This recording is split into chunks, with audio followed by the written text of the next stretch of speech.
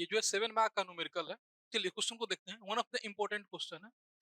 तो पहले एक बार क्वेश्चन पढ़ते हैं, then will solve the question. है, इसका सॉल्यूशन भी देखेंगे। क्वेश्चन पढ़ा है, अ 500 वोल्ट, अ 500 वोल्ट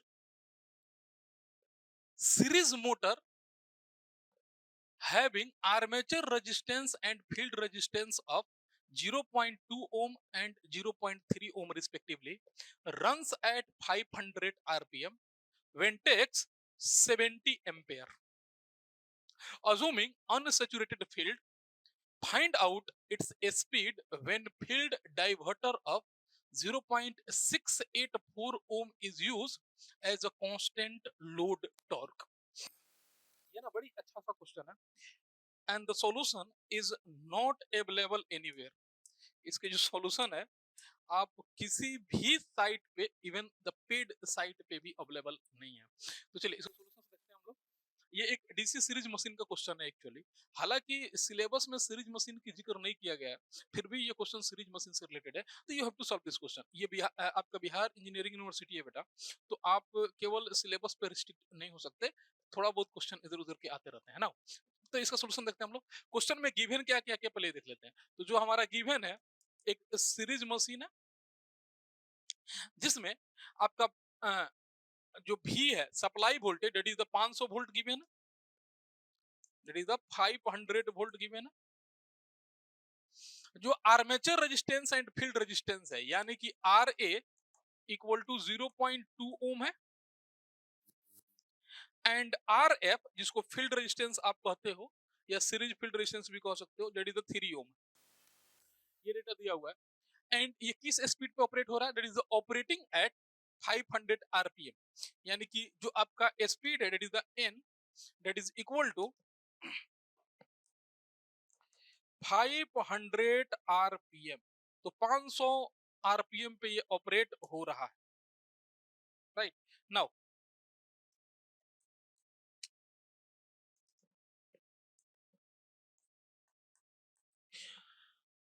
अच्छा, ये कितना एम्पेयर करंट ले रहा है, तो यहाँ पे सीरीज में आई ए बराबर आई एल बराबर आई एफ, ये सब सेम ही होते हैं, यानी कि फील्ड करंट, आर्मेचर करंट और लाइन करंट तीनों सेम होते हैं in the case of series machine. This is equal to field current, और ये कितना दिया हुआ है, that is the 70 ampere. Okay, ये भी समझ में आ गया। नाउ अज्यूमिंग अनसैचुरेटेड फील्ड, क्योंकि ये वर्ड ये इसलिए लिखा हुआ है बाबू, क्योंकि एक्चुअली ये ना इस मेथड जब अप्लाई करोगे तो सीरीज फील्ड करंट में भी बढ़ घट सकती है, that's why they are using की अनसैचुरेटेड फील्ड। तो इसका मतलब ये होगा कि आप करंट को लिनियरली डिक्रीज कर सकोगे, सीरीज फील्ड के करंट को, है ना, बेसिकली इंक्रीज कर सकोगे अगर जरूरत पड़ा। That's why given this question and find out. अच्छा, अब क्या कर रहा है, find out its speed when a field diverter of this, यानी कि अब करना क्या है, आपको एक एक्सटर्नल रेजिस्टेंस यहां लगाना है। इसके सीरीज फील्ड में ये फील्ड कंट्रोल्ड है ना, इसके सीरीज के फील्ड में के पैरेलल में एक फील्ड डाइवर्टर लगाना है, हम इसको आर एक्सटर्नल बोल दे रहे हैं। तो आर एक्सटर्नल 0.684 ओम का एक लगाना है। अब इस केस में आपको स्पीड निकालनी है, तो इसको आप मान के चलो ये N1 है, क्योंकि ये पहले ले रहा था N1 है, और ये I1 1 कर देते हैं इनको, IL1 IF1 एंड IA1, यानी कि जो पहला करंट ले रहा है that is this one, IL1 कह लीजिए, या आप इसको IL1 कहिए, या फिर आप IA1 कहिए, ये सेम चीज है, ठीक है। देखो, आपको पता है कि जो स्पीड है, स्पीड आपको निकालना है, तो सिंस जो आपका स्पीड होता है, स्पीड का फॉर्मूला क्या होता है, N is proportional to back EMF by phi, है ना, बैक ईएमएफ बाई फाई। और ये फाई किस पे डिपेंड करता है, फील्ड करंट पे, यानी कि this is also proportional to back EMF by IF, field current. यही कहानी है इसका, इस केस का। तो ये back EMF by field current, ये आपका इक्वेशन होता है स्पीड का। नाउ हमें निकालना क्या होगा, हमको दोनों कंडीशन में बैक ईएमएफ निकालना होगा, दोनों कंडीशन में फील्ड करंट निकालना होगा। एक कंडीशन में स्पीड दिया हुआ है, तो हम ना स्पीड दूसरे कंडीशन का निकाल पाएंगे, क्योंकि अगर आपके पास ये सब डेटा प्रेजेंट होंगे केवल स्पीड प्रेजेंट नहीं होगा, देन ओनली आप स्पीड फाइंड कर पाओगे। तो हमें करना क्या है, बैक ईएमएफ निकालना है और आईएफ निकालना है, दोनों कंडीशन का। तो पहला केस लेते हैं, जब वो फर्स्ट केस में जब डाइवर्टर आपका ऑपरेट नहीं किया गया है, विदाउट डाइवर्टर है ना, यानी कि नॉर्मल कंडीशन और विदाउट डाइवर्टर। तो पहले ले लेते हैं विदाउट डाइवर्टर। तो बिना डाइवर्टर का पहले ये समझते हैं, देन विल सी की डाइवर्टर लगाने पे क्या होगा। तो विदाउट डाइवर्टर को हम 1-1 नाम दिए है ना, ये 1-1 जो है विदाउट डाइवर्टर का ही है। तो इस केस में आपका स्पीड कितना है, date is the N1। Speed कितना है, N1, date is the 500 RPM N1 है, लिखने की नीड नहीं है, ये स्पीड कितना है N1 है। बैक ईएमएफ कितना होता है, तो इसको हम EB1 बोल दे रहे हैं यहाँ पे, EB1। तो EB1 कितना होता है, जो भी आप सप्लाई देते हो, जो भी आप सप्लाई देते हो, सप्लाई वोल्टेज भी minus IA into RA plus RF। Simple equation होता है, और क्योंकि यहाँ 1 ले रहे हो तो आप 1 लोगे, सप्लाई वोल्टेज ऑलवेज भी रहेगा 1-2, इसमें नहीं होगा क्योंकि सप्लाई वोल्टेज चेंज नहीं हो रहा। ठीक है, तो इस इक्वेशन से आपको EB1 मिल जाएगा, बड़ी सिंपल है ये। तो EB1 कितना हो जाएगा आपका, 500 वोल्ट अप्लाई किए हो, IA 170 है, RA का वैल्यू 0.2, RF की वैल्यू 0.3 प्लस 0.3, तो ये कितना हो जाएगा 0.5। ये 70 से मल्टीप्लाई करोगे तो 35, और 500 में से 35 घटाओगे तो आपको मिल जाएगा 465। यानी कि आपको क्या मिला, EB1 इक्वल टू 465 वोल्ट। ठीक है, तो EB1 हमें मिल गया 465 वोल्ट। अच्छा, IF1 कितना है, गिवन है, IF1 कितना है, गिवन है, N1 भी गिवन है। तो आपने EB1 निकाल लिया यहाँ पे। तो इस केस में आपको बस EB1 निकालना था, क्योंकि IF1 गिवन है और स्पीड भी गिवन है। नाउ अब आते हैं विथ डाइवर्टर, अब आते हैं विथ डाइवर्टर, यानी कि जब आप डाइवर्टर लगाए हो तब।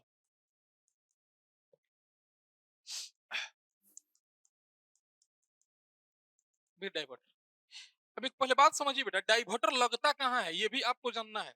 अगर आप जानते हैं तो अच्छी बात, नहीं जानते हो तो मैं यहाँ बता देता हूँ। एक्चुअली मान के चलिए कि ये सीरीज फील्ड वाइंडिंग है, ये क्या है, सीरीज फील्ड वाइंडिंग है, ये RF। ठीक है, इसी के पैरेलल में डाइवर्टर लगाया जाता है। डाइवर्टर जो है ना, इसी के पैरेलल में, यहाँ देख लो, ये जो है ना पैरेलल में एक रेजिस्टेंस लगाया जाता है, ताकि स्पीड की कंट्रोल को किया जा सके, ताकि स्पीड की कंट्रोल किया जा सके, राइट। तो इसके पैरेलल में एक डाइवर्टर लगाया जाता है, लाइक दिस। ठीक है, यहाँ पे ये, और ये एक वेरिएबल रेजिस्टेंस होता है, जिसको आप एक्सटर्नल यहाँ नाम दिए हो।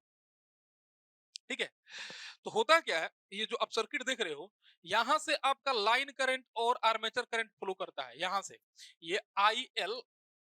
अब यहाँ IL2 लिख देते हैं क्योंकि डाइवर्टर के साथ लगाए हो, या फिर IL2 को हो या IA2 को हो, या यहाँ जो होता है सेम ही होता है ना, क्योंकि ये जो इंटर करेगा उतना ही इन दोनों में से जाके, और यहाँ भी IA2 उतना ही आएगा। ठीक है, तो इस केस में IL2 IA2 दोनों बराबर होता है, बट यहां जो करंट होगा ना, ये होगा आपका IF2, ये होगा फील्ड करंट, और ये हो गया डाइवर्टर करंट। तो दोनों सेम नहीं होते अब, क्योंकि ये IL2 के पास ना अब दो पाथ होते हैं, ये IL2 यहां से भी फॉलो करता है और यहां से भी फॉलो करता है। तो अब IF2 और IL2 ना इस केस में बराबर नहीं होते, हमें निकालना पड़ता है इसमें। That is the important of this question, ये इंपॉर्टेंस है इस क्वेश्चन का। तो यहाँ जो करंट फॉलो करेगा वो इधर से भी पास करके इधर से भी कुछ पार्ट जाएगा, और यहाँ से तो डायरेक्ट आएगा ही आएगा। तो अब हमें IF2 भी यहाँ कैलकुलेट करना होगा, जो कि IA2 के बराबर नहीं होगा। तो चलिए हम लोग समझते हैं कि पहले निकालेंगे कैसे। और जब तक आपको IA2 पता नहीं चलेगा, जब तक आपको IA2 पता नहीं चलेगा, तब तक आप क्या नहीं निकाल पाओगे, आप इस EB2 की वैल्यू नहीं निकाल पाओगे। लेट्स सी कैसे निकालेंगे। तो क्या दिया हुआ है, since torque is constant, since torque is constant, इसी का ना हेल्प लेके हम काम करने वाले हैं। तो एक्चुअली टॉर्क का फॉर्मूला क्या होता है, torque is proportional to phi and IA। Simple है, torque is proportional to phi and IA। अगर आप यहां से देखो, दिस इंप्लाइज फाई किसके प्रोपोर्शनल होता है, IF के। फाई किसके प्रोपोर्शनल होता है, फील्ड करंट के। दिस इंप्लाइज जो टॉर्क होता है ना वो प्रोपोर्शनल होता है आई एफ क्योंकि फाइव आई एफ के प्रोपोर्शनल होता है and this equal to I A. और सिंस आई एफ आई ए के बराबर होता है ना, तो सीरीज मशीन में आई एफ के बराबर होने के चलते ये आई ए स्क्वायर भी लिखा जाता है, बट यहाँ नहीं लिखोगे क्योंकि यहाँ दूसरे जो कंडीशन है ना उसमें आई एफ और आई ए बराबर नहीं है। नाउ तो पहले आप टॉर्क निकालिए जरा सा कितना होगा, पहले जो टॉर्क निकालेंगे क्या होगा वो पहले निकालते हैं। तो दिस विल गिव यू, यहाँ पे समझिएगा जरा सा, this implies something torque equal to एक कांस्टेंट है के, हमको पता नहीं है क्या है constant, into I F into I A. ठीक है, तो ये हमारे पास इक्वेशन है, राइट। तो पहला केस में जो आपका T1 है, जो पहला केस में जो टॉर्क है, हालांकि यहाँ T1 T2 नहीं है क्योंकि टॉर्क ऑलवेज कांस्टेंट है, तो टॉर्क किसके बराबर है, समथिंग के इनटू आई एफ भी 70 है, आई ए भी 70 है, यानी कि 70 स्क्वायर ये बराबर है, यानी कि T equal to 4900 time of के। इतना न्यूटन मीटर का टॉर्क है पहले, ये ना इतना न्यूटन मीटर का टॉर्क है, हमको के का मतलब नहीं है, हमको के कितना है इससे लेना देना नहीं है, याद रखना इस चीज को, के कितना है इसका हमें लेना देना नहीं है, ठीक है। चलो, के कांस्टेंट है मतलब नहीं है। तो पहले ना इतना के था, अब आते हैं इस केस में। अब समझने वाली बात है कि अब क्या होने वाला है। एक्चुअली पहले ना ये दोनों बराबर हुआ करते थे आई एफ आई ए, इसलिए आपने 70-70 ले लिया, तो ये तो पहला कंडीशन है ना। अब क्या होगा,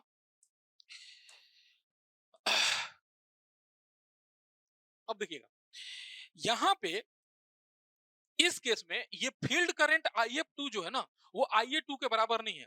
तो क्या आप ये आर एफ और आर एक्सटर्नल आपको पता है, तो क्या आप आई एफ टू नहीं निकाल सकते? हाँ निकाल सकते हैं, हम लोग करंट डिवीजन रूल लगा सकते हैं यहाँ पे। तो क्या होगा कि जो टोटल करंट है, तो करंट डिवीजन रूल में क्या होता है, यहाँ का जो करंट निकालना है तो आप क्या करोगे, दूसरे का रेजिस्टेंस, आपको अगर याद हो तो पता हो कि जो भी करंट आता है टोटल करंट इनटू दूसरे का रेजिस्टेंस बटा टोटल रेजिस्टेंस, यही काम हम लोग करते हैं। तो आई एफ टू यहाँ से कितना हो जाएगा, तो अगर आप निकालोगे this will give you the I F two equal to I F two equal to जो भी आपका आई ए टू है टोटल करंट मल्टीप्लाई बाई दूसरा रेजिस्टेंस मतलब आर एक्सटर्नल जो एक्सटर्नल में फ्लो करेगा divide by R F field resistance plus external resistance, ये होगा, ठीक है। This will give you this will give you I F two equal to something I A to क्या है हमको पता नहीं है, आई ए टू क्या है हमको पता नहीं है, मल्टीप्लाई बाई एक्सटर्नल रेजिस्टेंस कितना है 0.684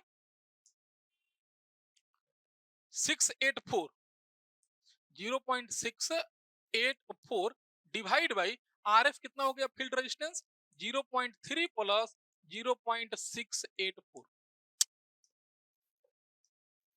684, ठीक है। तो अगर हम इसको कैलकुलेट करें तो कितना आएगा, जस्ट सी 0.684 डिवाइड बाई 0.6 और 3 9 984, ठीक है। ये बेटा आ रहा है 0.69, तो ये ना 0.7 आप लिख सकते हो, यानी कि this will give you I F two equal to something 0.7 into I A two, ठीक है। 0.69 आ रहा है तो हम 7 लिख देते हैं, ओके। तो ये आपको आई एफ टू मिल गया फील्ड करंट।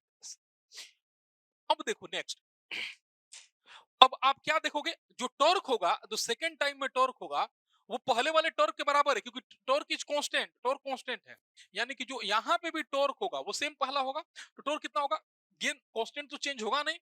आपका करंट कितना हो गया I F two into I A two, this will give you K into, देखिएगा आई एफ टू को आप क्या लिख सकते हो 0.7 I A 0.7 I A two into I A two, ठीक है ना। तो अगर आप इस वाले और इस वाले टॉर्क को देखोगे, ये आपके दो इक्वेशन यहां मिले, इक्वेशन 1 एंड इक्वेशन 2, इन दोनों को अगर आप कंपेयर करोगे इंप्लाइज टॉर्क, तो ये कर दो आप इक्वेशन नंबर 1, इसको कह दीजिए आप equation number 2। From 1 and 2, from 1 and 2, तो एक और दो से from 1 and 2, from 1 and 2। Equation 1 और 2 से दोनों को कंपेयर करेंगे क्योंकि दोनों तरफ टॉर्क है और के दोनों तरफ कैंसिल हो जाएगा, तो आपको क्या मिलेगा? दिस विल गिव यू कि 0.7 इंटू IA2 का स्क्वायर इक्वल टू के कैंसिल कर चुके हैं बेटा, 4900 4900 and from here you can get IA2 बराबर कैसे निकालोगे? 0.7 से डिवाइड करोगे एंड देन आप रूट कर दोगे, तो आपको कितना मिलेगा? जस्ट सी ये कितना आ रहा है, तो 4900 भागा 0.7 एंड रूट 7000 आएगा, रूट आंसर करोगे तो 83.67 आ रहा है, 83.67 एम्पेयर। तो हमने क्या निकाल लिया? यहाँ पे IA2 निकाल लिया। अब हमारा काम ना IA2 पे ही खत्म नहीं होता। हम IA2 क्यों निकाले हैं? IA2 क्यों निकाले हैं? ताकि हम लोग बैक ईएमएफ निकाल सके। अच्छा ओके, तो IA2 निकाल लिए यहाँ पे, तो हम IF2 निकाल लेते हैं क्योंकि इंपॉर्टेंट है IF2 हमारे लिए। इसलिए जो IF2 होगा वो कितना है? 0.7 टाइम ऑफ IA2 है, तो 83.67 and this will give you, इसमें कितना से मल्टीप्लाई कर लीजिए? जस्ट सिंपली 0.7 से मल्टीप्लाई बाई 0.7, 58.56, तो 58.56 ये आपको मिल जाएगा इतना एम्पेयर। तो हमने IA2 निकाल लिया है बड़ी सिंपली, IF2 भी निकाल लिया बड़ी सिंपली। नाउ हमें क्या निकालना है? बैक ईएमएफ EB2, तब जाके हमारा काम खत्म हो जाएगा। नाउ EB2 कितना हो जाएगा? इसलिए EB2 इक्वल टू, बड़ी ध्यान देना यहां से, भी तो होगा, भी minus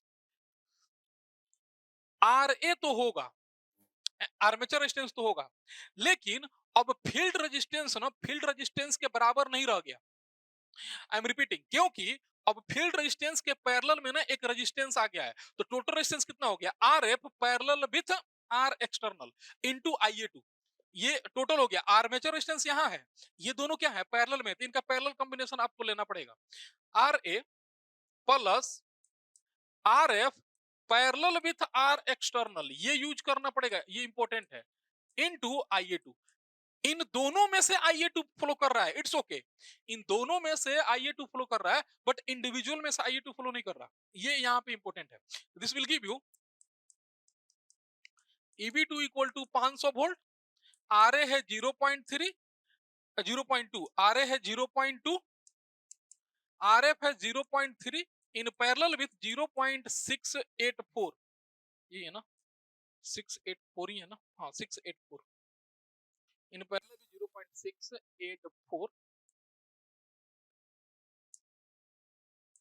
multiply by IA2 is 83 point something 67, 83.67, ठीक है। तो ये पैरेलल कॉम्बिनेशन कैसे निकालोगे? दिस इनटू दिस, यानी कि 0.3 इंटू 0.68, ये कैसे निकलता है? दोनों का प्रोडक्ट बटा टोटल सम, ये कितना हो जाएगा? 0.3 इंटू 0.684 और डिवाइड बाई दोनों का सम, तो कितना हो जाएगा? 0.984, ये आ रहा है बेटा 0.0208 आएगा। दिस विल कमिंग एज 500, अच्छा ये माइनस छूट गया, माइनस 0.2 और ये भी आ रहा है 0.2 के बराबर, 0.02 208 आ रहा है, तो 0.02 ले लेते हैं and multiply by 83.67 will coming as, ये 500 से माइनस करोगे और ये आ जाएगा 466.532 वोल्ट।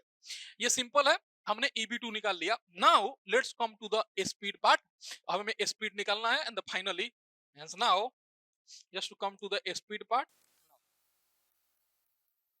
देखिएगा स्पीड क्या होगा, आपको पता है कि N2 बटा N1, हमें N2 निकालना है इसलिए हमने ऊपर लिया है N2 is equal to EB2 बटा EB1 मल्टीप्लाई बाई IF1 बटा IF2, ये उल्टा हो जाएगा, IF1 बटा IF2 ये उल्टा हो जाएगा। क्यों उल्टा हो जाएगा? क्योंकि IF EB2 बाई IF2 होगा एंड EB1 बाई IF होगा, तो अरेंज करके हमने लिख दिया, ये सिंपल है। दिस विल गिव यू आपको क्या मिलने वाला है, हाँ यहाँ पे हम लिख देते हैं, दिस इंप्लाइज EB2 की वैल्यू कितनी आई है 4, तो चलो उधर ही आते हैं, दिस इंप्लाइज N2 बटा N1 इक्वल टू EB2 की वैल्यू यहाँ से लिख लो, और डायरेक्ट अगर एक ही बार में लिखना है तो N1 यहाँ लेके आ सकते हो आराम से, अगर यहाँ से N1 लेके आ जाओगे तो N2 आपको निकल जाएगा, तो आप यहाँ N1 भी लेके आ सकते हो, हाँ जस्ट राइट इट, देखेंगे आगे हम लोग लिख लेंगे। तो EB2 equal to 466.532 divide by